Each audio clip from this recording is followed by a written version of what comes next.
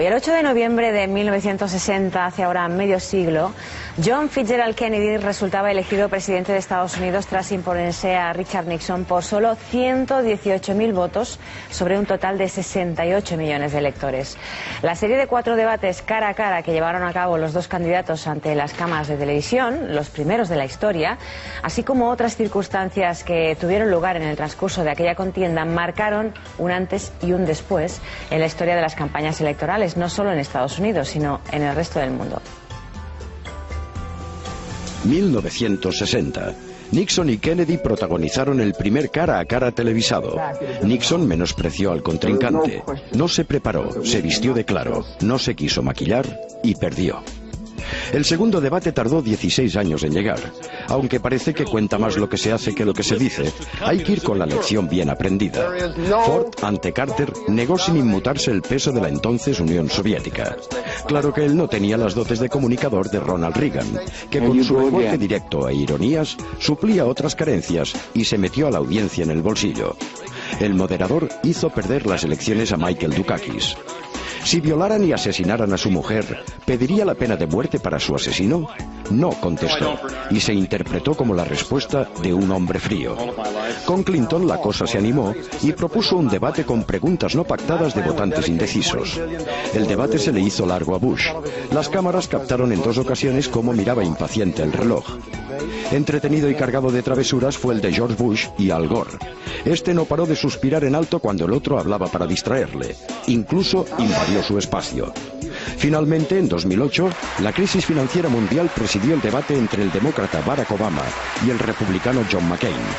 Obama acusó a McCain de pasividad ante la depresión económica, apeló a las necesidades de cambio y llenó toda su intervención de promesas de futuro. McCain, por su parte, tachó a Obama de ingenuo y esgrimió su experiencia como única salida a la crisis. Vamos a analizar esa parte de la historia de la mano hoy de Carlos Losada, profesor de Política de Empresa de SADE. A lo largo de su carrera directiva ha trabajado en el ámbito internacional y concretamente en Washington como experto de Naciones Unidas para el Programa de Desarrollo de la Gestión y en el Banco Interamericano de Desarrollo. Nos acompaña también Fernando Herrero Nieto, presidente de Bonselma International, empresa dedicada a la consultoría política y de comunicación que en las últimas elecciones de Estados Unidos en 2008 colaboró justamente en la campaña del candidato demócrata Barack Obama en los estados de Colorado y Nevada. Y finalmente Ernest Bascompte, periodista de Televisión Española, un viejo conocido nuestro, redactor de este programa, es autor de diversos reportajes y ensayos sobre historia norteamericana y en concreto sobre la figura de John Kennedy. Muy buenas tardes a los tres, bienvenidos. ¿Qué tiene de excepcional aquella campaña electoral que hace que hoy, medio siglo después, aún estemos hablando de ella? Yo creo que se produce por primera vez la irrupción de una tecnología nueva, la televisión, en el debate político y se rompe el tradicional binomio de contenido y medio. Aparece un nuevo medio y eso hace que llegue un impacto diferente, de otra manera, al ciudadano. Para mí esa es quizás la variable más importante, que luego se ha vuelto a reproducir, como probablemente luego salga en el debate, con la aparición de Internet, y que lleva a tener que modificar maneras de hacer, maneras de hablar y articular el contenido del discurso de otra manera. Sí, yo pienso que, bueno, a partir de este primer debate televisivo que hizo en los Estados Unidos, se creó un nuevo concepto que era la interdependencia permanente, constante, express con los medios. Es decir, que aquí jugaban un papel importante los líderes políticos en ese momento, tanto Nixon como Kennedy. Por otro lado, también estaban los medios de comunicación. Y luego, tercer y último, y para mí el estrato más importante, el público, el futuro votante, el elector. Hasta entonces esto era no había ocurrido nunca, básicamente porque el gobierno, cuando tenía que lanzar un comunicado, lo hacía o por medio de la prensa o por medio de la radio. También fue muy importante el hecho de que a partir de ahí se ha creado un nuevo precedente, es decir, lo que llamamos ahora política espectáculo. Yo creo que como referencia histórica es fundamental y nos sirve a todos los que nos dedicamos a temas de, de asesoramiento político y demás, como referencia importantísima, porque sí que es cierto que tiene una relevancia excepcional el hecho de poder elaborar un debate político televisado, y en muchos casos es absolutamente determinante para dar el triunfo electoral a un candidato o al otro. ¿Ernest? Bueno, yo creo que lo que resulta interesante aquí es intentar mirar globalmente la importancia que han tenido estas elecciones. Yo creo que a mí lo que más me impacta es la responsabilidad que creo que tienen en la imagen que nos hemos formado con el paso del tiempo las generaciones futuras de esos dos candidatos. Es decir, yo creo que hay una parte de las virtudes de Kennedy y una parte de las virtudes de Nixon y defectos de ambos que conocemos por la forma como los vendieron, es decir, como los expresaron o los ocultaron en esa campaña electoral, ¿no? Hemos hecho mención del famoso debate, el famoso debate televisivo, el primero de 4. Bueno, ahí hay un aspecto fantástico, yo creo, que define lo que acabo de decir. Kennedy llega a ese debate en medio de los rumores que han circulado de lado a lado de Estados Unidos sobre su estado de salud. Un estado de salud serio y rumor cierto. Eso lo hemos sabido con el paso del tiempo. En aquel momento lo aireó Lyndon Johnson en las primarias del Partido Demócrata para debilitar a Kennedy como pudiera. Pero el caso es que cuando llegan esas elecciones, cuando llega ese cara a cara con Nixon, Kennedy, todos lo hemos visto y lo sabemos ya, aparece jovial y fresco, pero el que llega realmente enfermo es Nixon. Es una cosa curiosa, pero tiene un accidente antes de ese debate, llega en un estado realmente muy precario y de hecho las famosas sudoraciones, los famosos temblores, son una consecuencia de que el que realmente está enfermo es Nixon, y Kennedy, que es un enfermo serio en ese momento, la sensación que nos transmite y que ha pervivido hasta hace poco tiempo, cuando han empezado a salir biografías muy especializadas, es que Kennedy era lo que era, es decir, una persona joven, una persona jovial que transmitía una energía tremenda. Y por poner otro punto más, unas elecciones que creo que vamos a hablar de ello, estuvieron marcadas por la sospecha del fraude electoral. Sospecha sobre Richard Nixon, pero más que sospecha, sobre Kennedy. La realidad es que en la historia el que pasa con el seudónimo, con el apodo de Dick el Tramposo, Tricky Dick, es Nixon, no es Kennedy, ¿no? Y yo creo que esto es importante, la imagen que podríamos hablar de muchas, que nos han dejado aquellas elecciones, ¿no? Pero antes de ahondar en el tema del fraude que muy bien apuntabas, Ernest, me gustaría resituarnos en ese histórico cara a cara. ¿Realmente fue el debate televisivo decisivo o la estrategia electoral de Kennedy sorprendió a Nixon en más frentes? Yo no soy un experto de aquella campaña, de aquel momento histórico, pero soy de los que creo que ciertamente, y así lo indicaron las encuestas, hubo un cambio sustancial. La verdad es que estaban muy nivelados antes, pero hubo un cambio sustancial después del debate. Para mí, de todas maneras, si me permite ampliar un poquito, a mí me preocupa precisamente este hecho, que nos empecemos a aceptar que un debate puede dar la vuelta a una situación política. Un debate cara a cara demuestra una serie de habilidades de los contrincantes, pues que en un entorno relativamente conflictivo pues son capaces de hacer propuestas, de comportarse más adecuadamente, de transmitir. Pero claro, el liderazgo de un país, y de un país como Estados Unidos o de cualquier otro país del mundo, requiere muchísimas otras competencias, requiere ser gran negociador, es una persona convincente en el tú a tú, saber hacer equipo, y sobre todo lo que requiere son convicciones, ser una persona fiable, etcétera, etcétera. ¿Qué me indica ese de los que yo creo que sí en parte, supongo que no lo fue todo, pero que se da un vuelco en el cara a cara? La enorme influencia que tienen algunos aspectos que de hecho no es que sean secundarios, pero no son tan centrales en el voto de la gente. Y detrás de ello, para mí, hay la enorme necesidad del ciudadano de aprender a leer todo lo que nos llega por televisión, por radio, por prensa, de alguna manera para poder filtrar. Es decir, bueno, ciertamente ahí ganó Kennedy, me ha llegado una serie de mensajes, fue mucho más propositivo, mucho más atractivo, mucho más afectivo en lo que proponía. Pero de alguna manera lo que hay que leer es también decir, ojo, no me influya tanto que por un cara a cara yo vaya a modificar el voto. Hemos de aprender, hemos de ser ciudadanos más maduros, hemos de dejar de ser, y aquí acabo, abecedetos o ignorantes en los temas de medios de comunicación social, los medios de comunicación social. De todas maneras, apostillando lo que ha comentado Carlas, en este caso en concreto, Kennedy, ya contaba con el apoyo de la mass media, de la audiencia, también contaba con el apoyo de los medios de comunicación, porque en ese momento Nixon estaba reacio, como por ejemplo su director de gabinete, Mendelssohn, exactamente, no le prestó la atención que verdaderamente merecían esos los medios de comunicación en ese momento, que eran imprescindibles. Aparte de esto, lo que consiguió Kennedy, bajo mi punto de vista, sobre todo, es crear opinión, conseguir votos y subir en la cuota de mercado de la votación electorista que él podía llegar a tener. Dicho esto, ganó por muy poca, bueno, si no me equivoco, por 113.000 votos. Eso realmente es un empate técnico, pero fue determinante en ese momento, porque él no solamente vendió bueno, pues, la postura en ese momento demócrata, sino su figura personal. Un hombre joven, un hombre con ambición, con una preparación, había estudiado en las mejores universidades de los Estados Unidos, y eso es lo que sedujo al electorado, sedujo a la opinión pública. Piensa que ese debate televisivo lo vieron más de 70 millones de norteamericanos. Fue un espectáculo televisivo y consiguió bueno, pues unas audiencias hasta ese momento insospechadas, ¿no? Entonces, los debates televisivos, tanto entonces como ahora, son cruciales, y aquí lo vais a ver en el 2012, porque va a ser importantísimo, ¿no? Piensa que hay una masa de la población que también lo estamos comentando anteriormente con Carlas, que no tiene claro exactamente a quién va a votar, incluso a lo mejor vota absteniéndose, ¿no?, con una papeleta en blanco.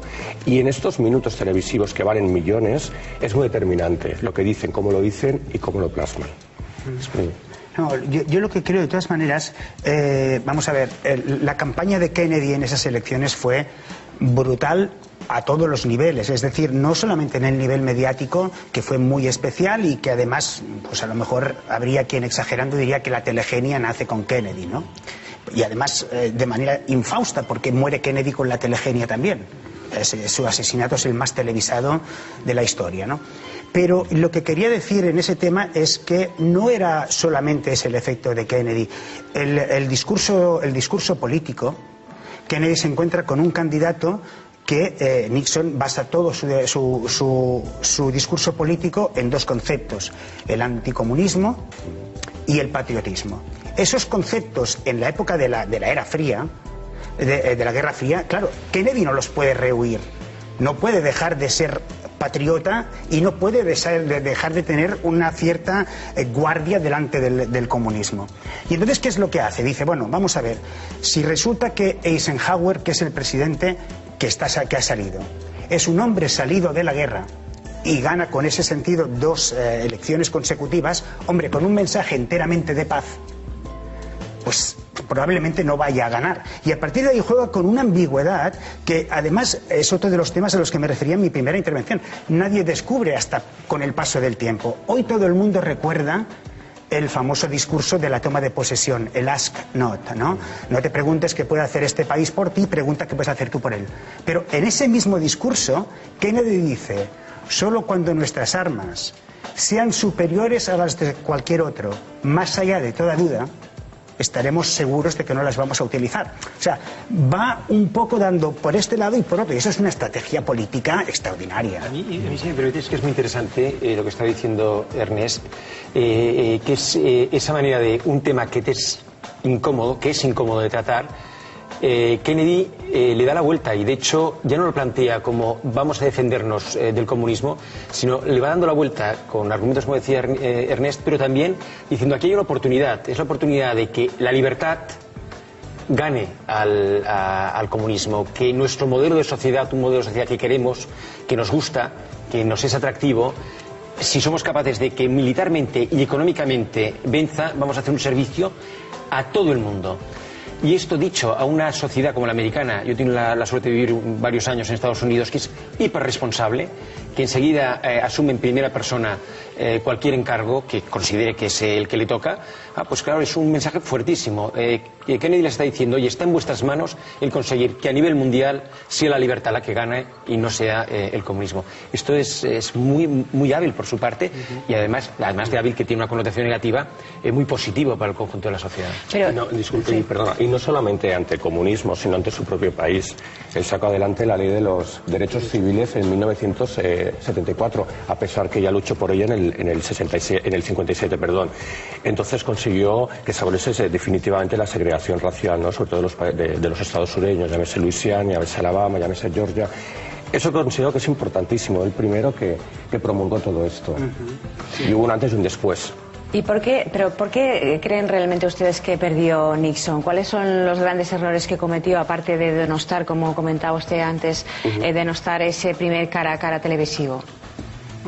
Yo creo que precisamente, eso lo digo muy de pasada, si Nixon no hubiera aceptado el debate, al fin y al cabo es el primero. Por tanto, es un tema casi le podríamos llamar experimental. Si no hubiera aceptado ese debate, yo creo que habría tenido bastante ganado, porque ahí quien puede ganar más es Kennedy. Lo que pasa es que, bueno, yo creo que sería justo decir que Nixon tiene una mala suerte espantosa en toda esa campaña electoral. O sea, el hecho que hemos dicho antes de la lesión no solamente es que le haga ir a ese debate hecho polvo, es que además le mantiene como un par de veces, un par de semanas inactivo y fuera de la campaña electoral. Y luego hay un hecho que yo creo que él lo explota fatal y que sobre todo Eisenhower, y en parte lo que antes apuntaba Fernando, el gabinete del propio Nixon no saben sacar adelante, que es que Nixon es el vicepresidente el segundo vicepresidente más joven de la historia, pero al mismo tiempo el vicepresidente que ha tenido más poder en la historia. Se ocupa en 3 ocasiones de la presidencia del país por los problemas cardíacos de Eisenhower. Y Eisenhower, en el último tramo, tiene una opción, que es darle un poco ese ejecutivo, darle un poco esa alternativa para que él, de alguna manera, ya casi más que como vicepresidente, se presente a las elecciones como un presidente en funciones. No solamente no hace eso, no puede colaborar en su campaña porque está delicado de salud, pero encima, haciendo una broma extraña y estúpida, cuando le viene un periodista y dice: oiga, por favor, dígame cuál es, según usted, la gran virtud de Richard Nixon. Dice: hombre, si usted me da 24 horas, igual le digo alguna.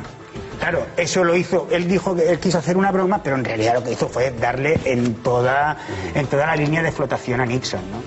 Exacto. Yo quería subrayar un tema que es consecuencia, que no es directamente la pregunta que nos has hecho, pero lo que pone en manifiesto todo lo que estamos comentando es, estamos viendo cómo la actitud del político afecta al ciudadano, pero estamos subrayando poco cómo ese ciudadano, de hecho, acaba, con los años, modificando sustancialmente el comportamiento del político. A raíz de que los políticos observan ese cambio, los debates se convierten en críticos. Todos van bien preparados, bien maquillados, etc. Y es algo que me gustaría subrayar, que es la enorme importancia que tiene el comportamiento de todo el conjunto de los ciudadanos, del sumatorio de los comportamientos colectivos en el comportamiento político. Hoy, por ejemplo, un tema que para mí es dramático es la mayor tendencia cada vez más generalizada a o voto a mi partido o no le voto porque estoy enfadado con él. Claro, esto al final, ¿qué provoca? Provoca un comportamiento del político, o sea, al revés, comportamiento del político, decir, yo tengo que activar a mis bases. ¿Cómo lo activo? Pues bueno, calentando el ambiente todo lo que pueda, diciendo, fíjate qué horror tienes delante, nos van a volver estos, nos van a volver aquellos, con lo cual creas una dinámica política, porque el comportamiento del ciudadano es o voto a los míos o no voto. Si la dinámica fuera distinta, bueno, ahora voto a este o a este, en función de lo que yo creo que es mejor para el país, estaríamos creando una dinámica en el político de decir, oye, tengo que ser más propositivo, tengo que hacer propuestas que abarquen a más gente, tengo que atraerme votantes de todos los partidos, que en parte siempre se da, pero de una manera más contundente, porque necesito que la gente venga. Si el político sabe que eso es posible, atraer a la gente, porque el comportamiento ciudadano lo demuestra, tendremos otro tipo de política. El ciudadano se queja porque es muy agresiva la política, pero es que nuestro comportamiento afecta a esa manera de actuar del político. Nos queda muy poco tiempo, señores, pero no me gustaría acabar esta tertulia sin hacer la reflexión sobre el fraude electoral que apuntábamos al principio. Kennedy ganó por tan solo 118.000 votos. ¿Ustedes creen brevemente que hubo fraude electoral? Bueno, la presencia del fraude electoral es algo que le perseguirá a Kennedy desde, bueno, pues cuando estuvo en las campañas, en las campañas internas versus el senador de Minnesota por un lado, el senador de Oregón, con los que compitió para alzarse con la legitimidad para ir abanderado en el Partido Demócrata. Ya se dijo que, bueno, pues había habido fraude electoral. Pasó lo mismo con el senador de Texas, con Johnson, exactamente lo mismo. Y es lo que he comentado anteriormente, por solo 113.000 votos, es que realmente es un empate técnico. dependían de muy pocos estados. Básicamente ganó por el estado de Illinois. Entonces, pues bueno, es algo que nunca se ha esclarecido. En cualquier caso, pues lo dijeron como presidente. Bueno, y ahí hay un hecho, lo que dice él. Hay toda una serie de estados que se disputan por realmente cosas insignificantes. Es decir, creo que hay estudios que demuestran que si 13.000 votos, estamos hablando sobre 68 millones de electores, 13.000 votos hubieran cambiado su votación en diversos estados, Nixon habría sido presidente. Simplemente una cosa, es decir, lo que él apuntaba, los 113.000 votos de diferencia a favor de Nixon, significaban menos de 2 votos por urna a favor de Kennedy, menos de 2. Bien, en el estado de Illinois entero, Kennedy gana por 8.800 votos, pero en Chicago, y ahí viene el kit de la cuestión y el famoso fraude electoral, Kennedy gana por 450.000 votos. Se dijo que los muertos de Chicago habían resucitado para ir a votar por Kennedy. Ahí empieza la leyenda, que no sé cuánto tiene de leyenda y cuánto tiene de cierto, ¿no? Para acabar, la compañía que usted preside colaboró con la campaña de Barack Obama en el 2008 y una campaña que funcionó en parte gracias a Internet. Sí. ¿Usted cree que esta campaña de Obama también marcó un hito como lo hizo en su momento la de Kennedy? Sí, por supuesto. Nosotros tuvimos la suerte de poder colaborar en los estados de Colorado y en los estados de Nevada y profundizamos muchísimo sobre principalmente en las redes sociales. Por un lado conseguimos fondos, considero que es de vital importancia tener la opción de tener fondos económicos para poder llevar una campaña estructurada. Y consiguientemente también conseguimos los participantes que quisieron colaborar con la campaña, principalmente latinos, puesto que el 17% de la población de Nevada como de Colorado pertenecen a los hispanos. Un dato importante a tener en cuenta, que en el 2050 se prevé que el 37% de hispanos conforme la población de los Estados Unidos, el 13,4 afroamericanos y el 67 americanos de raza blanca. Dicho esto, nosotros entrenamos, formamos a estos colaboradores y empezamos a hacer campaña en la red. A diferencia de otras campañas que se habían hecho anteriormente, nosotros empezamos 4 meses vista a las elecciones del 4 de noviembre, con lo cual teníamos más tiempo temporal de poder, dirigir, ¿no?, ciertas estrategias. Y la verdad es que funcionó estupendamente. Cierto es que fue un momento muy puntual. Nosotros apostamos por la igualdad, por las oportunidades, y fue una campaña que se estratificó para todo el mundo. Muy bien, señores, lo dejamos aquí. Muchísimas gracias por participar en esta tertulia de Historia para Todos.